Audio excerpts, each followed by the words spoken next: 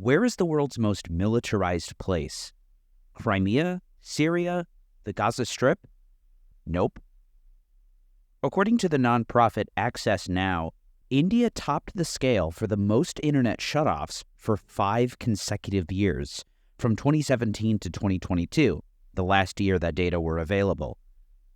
Most of the shutdowns occurring in the territory of Indian-administered Kashmir. One shutdown, which began in August of 2019, did not end until internet was fully restored in February of 2021, an 18-month blackout, which included landlines and cell phone networks, the longest internet ban imposed in modern history. Checkpoints, sandbag bunkers lined with barbed wire with barrels sticking out. Prison camps, torture, summary executions incentivized with cash rewards, and 8,000 souls detained and then disappeared, having vanished into thin air. The people of the Valley of Kashmir have not seen a single day of freedom since the blood-soaked days of Partition, or, for that matter, even 100 years before that. Like the Palestinian issue today, troubles began with the British. In 1846, the region was under the domain of the Sikh Empire. The invading British fought 2 wars over the territory and subsequently sold their possession to the Hindu Dogra ruler Gulab Singh for 7.5 million rupees. The land became known as the princely state of Jammu and Kashmir. As such, rather than being under official British rule, it would be ruled by Singh on behalf of the British in what essentially amounted to a puppet government. Indeed, the British ruled almost half of the Indian subcontinent in this way, with over 500 different princely states. Kashmir was one of the largest and contained 4 million people by 1947. The region also included the mostly Hindu Jammu, Buddhist Ladakh, and Muslim Gilgit-Baltistan, the much smaller and most densely populated valley straddling the Himalayan mountain range was the Valley of Kashmir. Their high Muslim majority made Islam the dominant state religion. Though under Hindu rule, religious freedoms were greatly hindered. Indeed, Kashmiris characterized Dogra rule as a century of oppression. Kashmiri Muslims were excluded from government jobs and had high taxes levied at them, including the poor. The slaughter of a cow was punishable by death. These policies created hellish conditions and abject poverty, prompting one Kashmiri Hindu, one Premnat Bazaz, to write, "The poverty of the Muslim masses is appalling. Dressed in rags and barefoot, a Muslim peasant presents the appearance of a starving beggar. Most are landless laborers, working as serfs for absentee landlords. Rural indebtedness is staggering." Although 7 decades have passed since the end of the princely state in October 1947, that oppressive era casts a long shadow even today. As midnight struck on August 14, 1947, the Union Jack was lowered for the last time. 2 new nations were hastily created, a Muslim-majority Pakistan and India for everyone else, prompting the migration of tens of millions. Crimes were committed by all sides. Those who were reluctant to abandon their villages were driven out or massacred. Trains carrying refugee families were attacked by armed gangs and became moving coffins. There are no agreed-upon figures, but according to the lowest estimates, the slicing of the subcontinent cost nearly 1 million lives. Aside from untold suffering and mass death and displacement, Partition also birthed the Kashmir conflict. Indeed, it is Partition's unfinished business. As a princely state, the ruling Maharaja, by this point Gulab Singh's great-grandson Hari Singh, had a choice between joining India or Pakistan. Kashmir, always unique, did not follow the pattern of other princely states. In Hyderabad and Junagadh, both states with a Hindu majority and Muslim royals, those rulers ultimately chose to join India. Despite this, Hari Singh chose to join India. But his decision wasn't made overnight. Back in spring, Singh had deposed the ruler of the autonomous Poonch region and raised taxes on the poor. This proved a big mistake. During the Second World War, over 70,000 men from Jammu and Kashmir had served with the British Indian Army. 60,000 of them came from Poonch. Naturally, the army of the princely state ran into fierce resistance. In response, the Maharaja decided to liquidate the Muslims of Jammu, where they were outnumbered. A contemporary account, reported in the Kolkata-based Statesman, within a period of about 11 weeks starting in August, systematic savageries, similar to those already launched in East Punjab, practically eliminated the entire Muslim element in the population, amounting to 500,000 people. About 200,000 just disappeared, remaining untraceable, having presumably been butchered or died from epidemics or exposure. The rest fled destitute to West Punjab. The situation deteriorated further when large numbers of tribesmen from Pakistan's northwest frontier joined the revolt in Poonch. Some of them, exploiting the breakdown of law and order, began pillaging. Looking to receive assistance from India to repel the invasion, Hari Singh officially accedes to India, who send their troops. The First Indo-Pakistan War ensues in October. In January 1949, the UN brokers an end to hostilities and drafts a ceasefire line. And so, Kashmir would ultimately become the only Muslim-majority state in all of India. In spite of Pakistan's protests and the United Nations' disapproval, India has gone ahead with the incorporation of Kashmir into the Indian state. Specifically, it was the Indian government's possession of the Valley of Kashmir that would become the principal area of contention between India and Pakistan, sparking 3 wars in the 20th century. For Kashmiris, the 2019 revocation of Article 370 changed nothing. This was India's constitutional amendment which officially granted Kashmir a special status of autonomy to govern its own affairs. Kashmiris, as it turns out, were never autonomous. Delhi appointees were installed through farcically rigged elections. Their sole qualification was that they were prepared to do the bidding of Indian governments without any question or dissent. The result was dystopian military rule. In 1978, the Jammu and Kashmir government passed a Public Safety Act, a preventive detention law which allows authorities to imprison anyone acting in any manner prejudicial to the maintenance of public order for up to a year, without any charge, trial, or conviction. Acting in any manner prejudicial to the security of the state is punishable by up to 2 years in prison, without any charge, trial, or conviction. This draconian law is still in use to this day. Despite their efforts, the Indian government was incapable of stemming the bubbling cauldron of resistance, which was working behind the scenes, gaining traction in its principal safe haven, the Pakistan-administered, what's known as Azad Kashmir.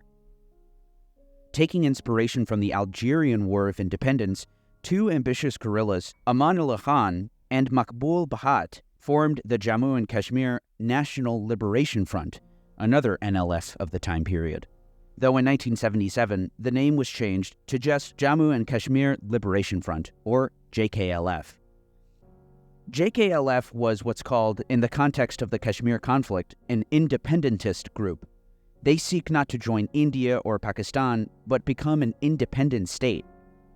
Maqbul Bahat would take the initiative to sneak into Indian-administered Kashmir to set up a secret network of cells, and was instrumental in organizing the resistance, meticulously building a tinderbox waiting for the catalytic spark. Bahat would eventually be captured by Indian forces and executed in 1984, to much consternation. But the surviving Amanullah moved to the UK, where he directed operations and created further cells in Europe. The creation of another group would constitute a turning point for the resistance. In order to challenge the Delhi-controlled state government, an ad hoc alliance calling itself the Muslim United Front generated massive support. And so, when polling was held in J&K for the 1987 election, India Today reported rigging and strong-arm tactics all over the valley, with massive booth capturing, meaning forcible takeover of polling stations by gangs. Entire ballot boxes were pre-stamped in favor of the ruling party, the National Conference, and numerous citizens were simply not allowed to vote. Further, polling stations just stopped counting as soon as they saw opposition candidates taking a lead. This proved to be the final straw for many Kashmiris. Kashmiri journalist Hilal Bhatt illustrates this with the dramatic story of his school principal announcing to his school that he was joining the resistance. I still remember the day when the principal of our school, a tall, wiry man in his early 40s, declared that he had lost all hope in India and asked the students to prepare for an armed rebellion. You saw what happened in the assembly election. India will never let us enjoy even a basic right like choosing our own representatives. Kashmir is occupied. Peace and dignity can only prevail through the barrel of the gun. That was the last lesson he taught in the classroom, after which he crossed the ceasefire line called the Line of Control, where he became a fighter for the resistance. The rigged election placed the role of Chief Minister of Jammu and Kashmir in the hands of Farooq Abdullah, son of former Chief Minister Muhammad Abdullah. In May 1987, Abdullah's motorcade was fired on while he was on his way to mosque. Sniper attacks increased across the valley. Protests erupted in June of 1988 after Abdullah's government raised prices on electricity. Police fired live rounds into the crowd, after which 2 bombs exploded at the Central Telegraph Office and the major television station. Both missed their targets, but it was just a taste of what was to come. In September, fighters shot up the house of the Director General of Police, who survived. Amanullah Khan's JKLF could now boast overseeing a genuine armed struggle. In September, a JKLF fighter named Ijaz Dar was killed while attempting to assassinate a police officer. Dar would become the JKLF's first martyr, or shaheed. In his memory, general strikes and other civil disobedience were observed in the Kashmir Valley, and in his memory would be further direct action. The resistance escalated sharply in the latter half of 1989. This was the year that the ongoing guerrilla war in Kashmir would begin in earnest. The JKLF embarked on a series of targeted assassinations aimed at crippling members of the National Conference, the collaborationist ruling party of the state government. In August, masked gunmen approached Muhammad Yusuf Halwai on the street in downtown Srinagar and shot him in broad daylight. Halwai had been particularly prominent in rigging the 1987 state election. The next month, also in Srinagar, the Kashmir Valley head of the Hindu nationalist BJP party, Tikalal Taplu, was liquidated. A month later, a high court judge named Neelkant Ganju was ambushed by 3 assassins and shot dead. Ganju was the judge who, 20 years prior, had sentenced Maqbul Bahat to death by hanging.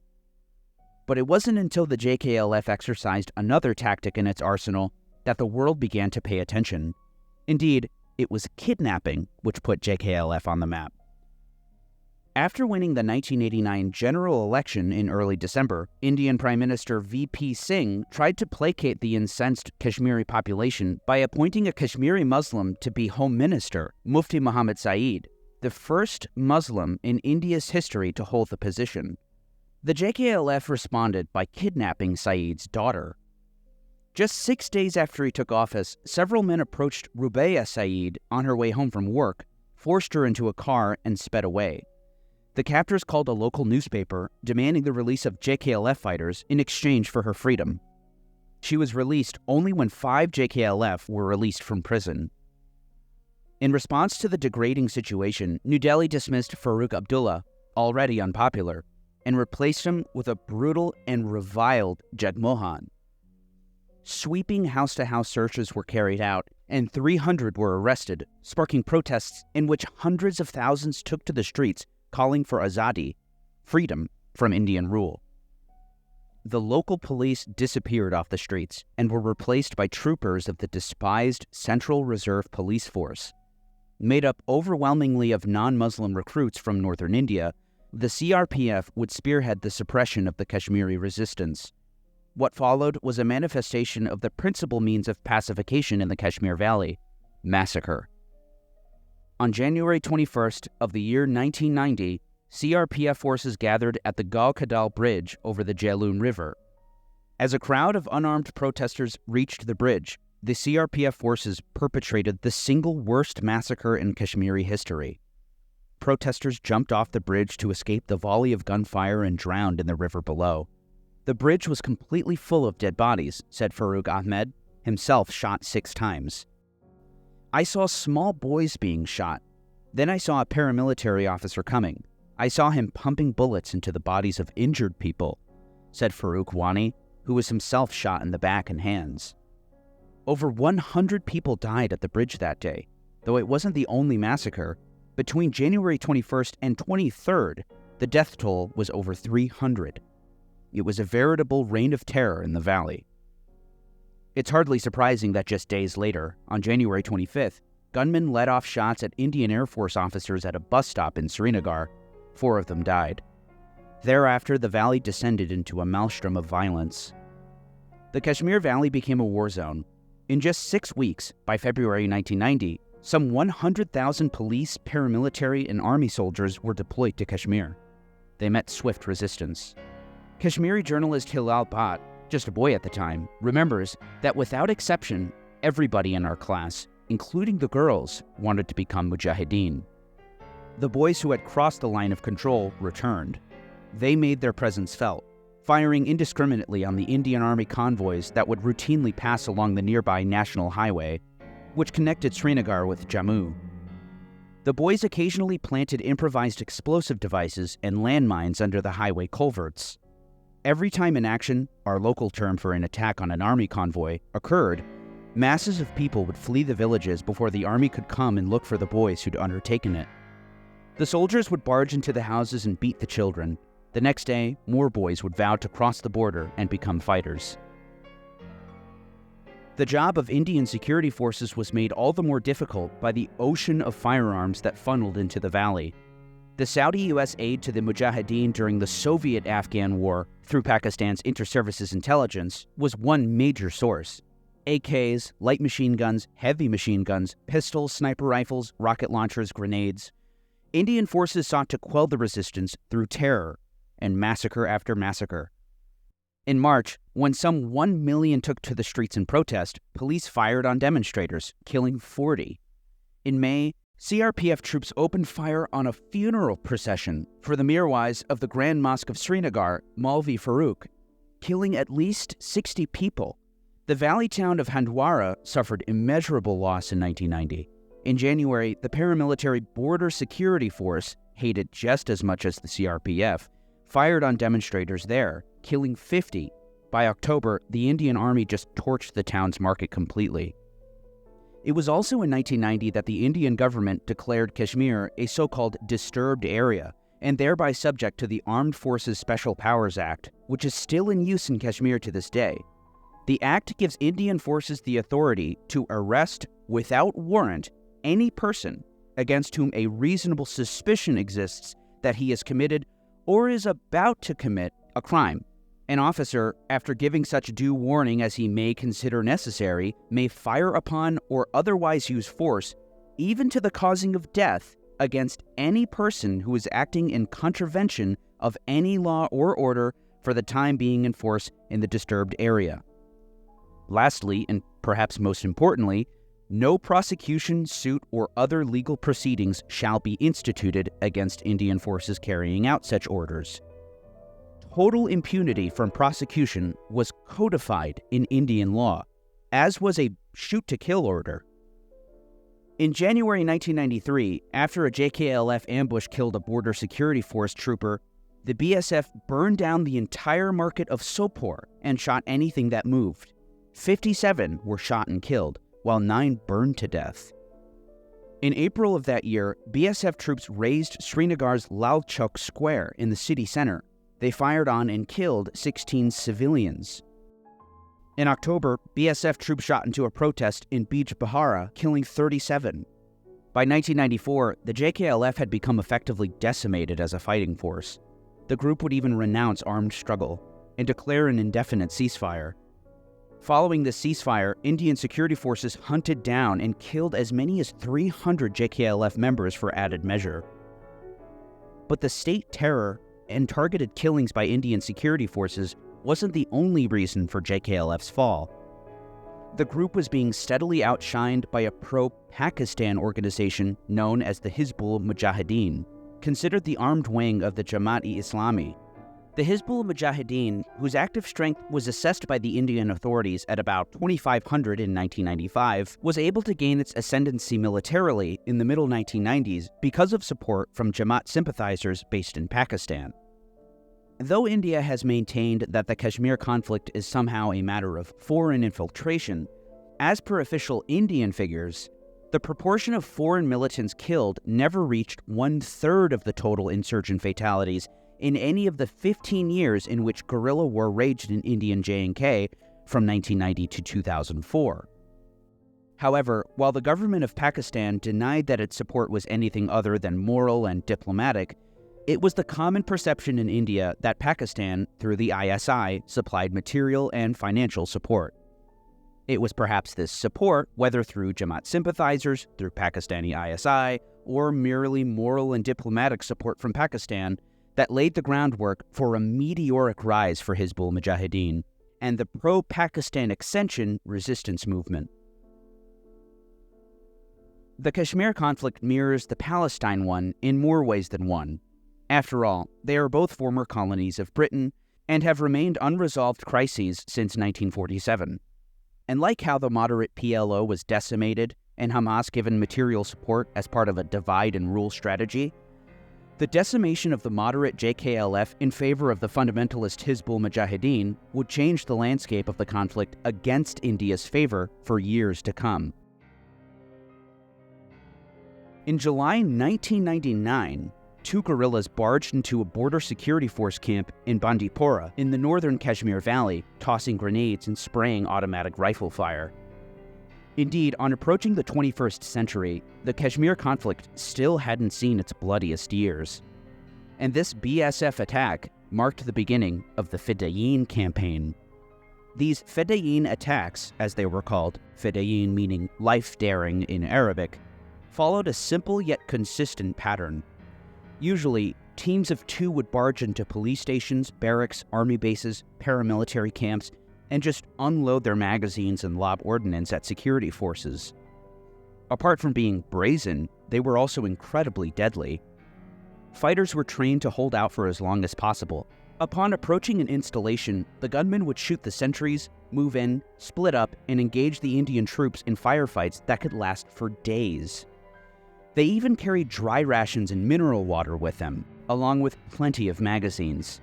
Following their initial volley, the fighters would change positions commando style and go periods without firing to conceal their location. They'd simply inflict as many casualties as possible before being finally killed. For example, in September of 2000, two guerrillas entered a barracks of the Rashtriya Rifles, a counterterrorism force deployed solely to Jammu and Kashmir. The pair killed 14 soldiers, including an army major, before being killed. The fidayeen attacks peaked in 2001, when fighters launched 29 attacks. Between July 1999 and the end of 2002, the peak of the fidayeen campaign, guerrillas killed 161 army, paramilitary, and police in this way. Taking only 90 guerrillas, this style of attack actually killed more security forces than fidayeen, and attacks only continued through 2004. By late 2001, the major player, Hizbul Mujahideen, had also declared a unilateral ceasefire, as did JKLF. Indeed, the fidayeen campaign marked the ascent of two organizations which would come to represent the most grave threat to Indian forces: Lashkar-e-Taiba, Army of the Pious, and Jaish-e-Mohammed, Army of the Prophet. But these attacks weren't just limited to security forces. On October 1st, 2001, a bomb-laden jeep drove into the heavily fortified entrance of the Jammu and Kashmir state legislature and detonated. Two gunmen additionally descended on the building and engaged police and employees, though no lawmakers were killed. They weren't present at the time. This attack killed 38 persons. The next month, the 13th of December, a 5-man fidayeen squad entered the Parliament building in New Delhi, their most ambitious attack yet. The men rode in a white ambassador car with a roof beacon, fashioned with a fake identity sticker to get through security. Dressed in military fatigues, the men engaged the surrounding police officers in an hour-long gun battle broadcast live on Indian television. The attackers threw grenades, and one detonated an explosive vest.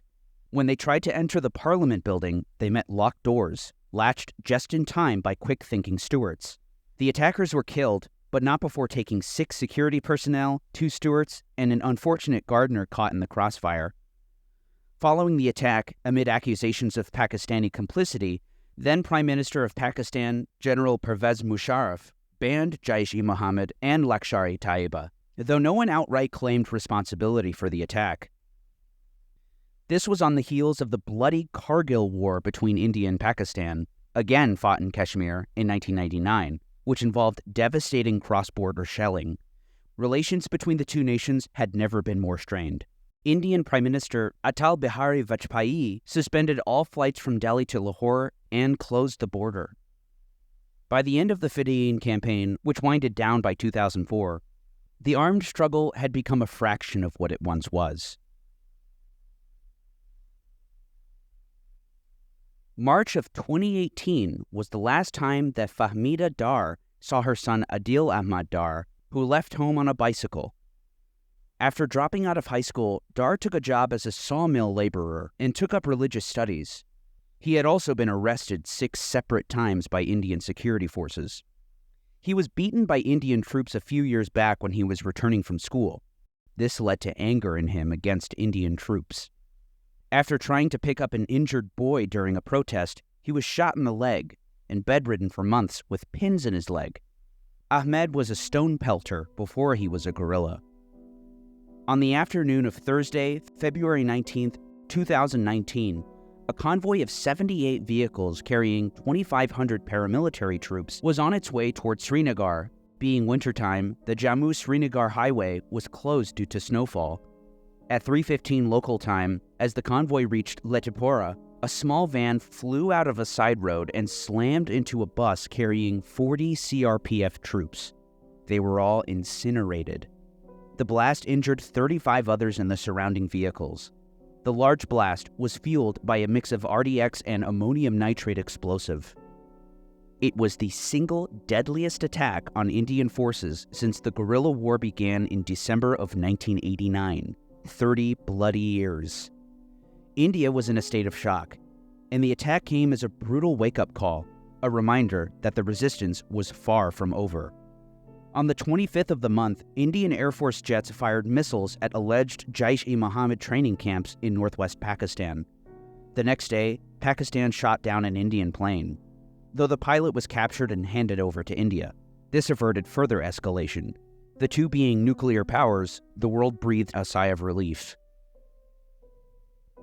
But who's to say that that's the last Adil Ahmad Dar? That there won't be others, since later that year, following the rescinding of Article 370, which granted a purely symbolic autonomy to Jammu and Kashmir, the human rights situation reached new lows. After all, the Modi government, which came to power in 2014, has made their intention for further deterioration quite clear. In January 2020, India's then Chief of Defense, who oversees all wings of the Indian Armed Forces, declared openly, girls and boys as young as 10 or 12 are now being radicalized. People who have been completely radicalized need to be taken out separately, possibly taken into some de-radicalization camps. Aside from the global connotation that the word camp evokes, in Kashmir, a camp is a torture center, a house of horrors. And there are as many as 400 of them. In 1991, Edward Gargan, writing for the New York Times, gave grim details of those tortured in the ubiquitous prison camps in Srinagar, whose detainees were swept up in so-called cordon sweep operations.